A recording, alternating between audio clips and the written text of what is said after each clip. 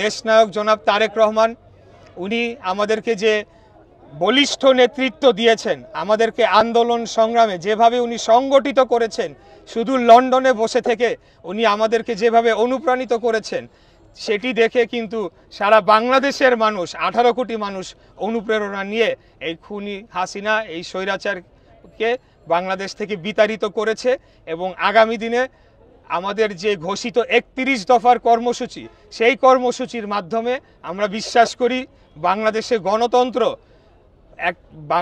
গণতন্ত্র পার্মানেন্টভাবে এটা প্রতিষ্ঠা পাবে এবং জনগণের কল্যাণে যা যা করণীয় সকল কিছু করা হবে, যাতে জনগণের অর্থনৈতিক উন্নয়ন হয়, জনগণের কথা বলার অধিকার থাকে, জনগণের বেঁচে থাকার অধিকার থাকে, জনগণের আপনাদের ছেলেমেয়েরা যাতে ভালো শিক্ষার তাদের ব্যবস্থা হয়, আমাদের যাতে ভালো চিকিৎসার ব্যবস্থা হয়, এই ধরনের সেবাগুলো যাতে আমরা জনগণের দোরগোড়ায় পৌঁছায় দিতে পারি, সেটার লক্ষ্যে আগামী দিনে বাংলাদেশ জাতীয়তাবাদী দল আপনাদের ভোটে নির্বাচিত হয়ে রাষ্ট্র ক্ষমতায় আসলে সেই কাজগুলো করা হবে ইনশাল্লাহ।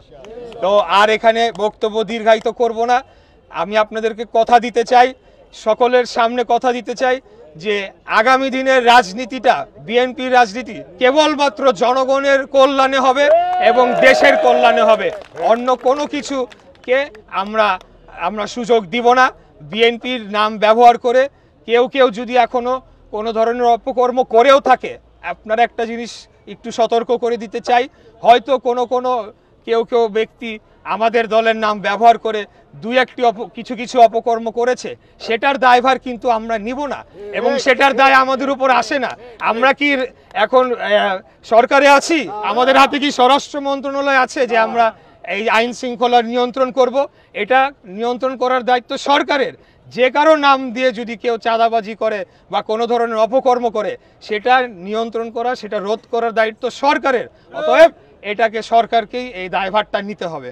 আমরা বলতে চাই, আমাদের নেতার বক্তব্য স্পষ্ট যে বিএনপির নাম দিয়ে কেউ কোনো চাঁদাবাজি করলে সেটাকে কোনোদিনও আমরা সেটাকে অন করি না, আমরা সেটাকে গ্রহণ করব না।